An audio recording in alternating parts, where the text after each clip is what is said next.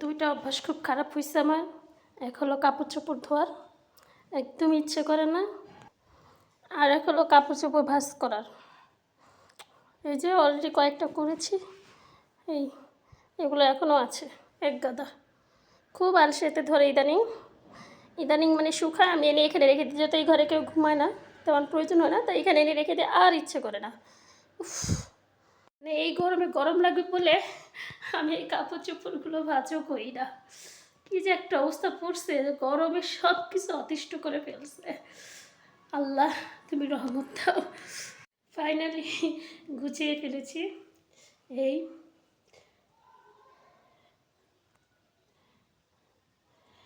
অনেকক্ষণ সময় লাগলো, আমি একবারে ঘেমে অবস্থা খারাপ। কারেন্টও নেই, কারেন্টটা তো জ্বালায় আল্লাহ। ভালো থাকবেন, টাটা।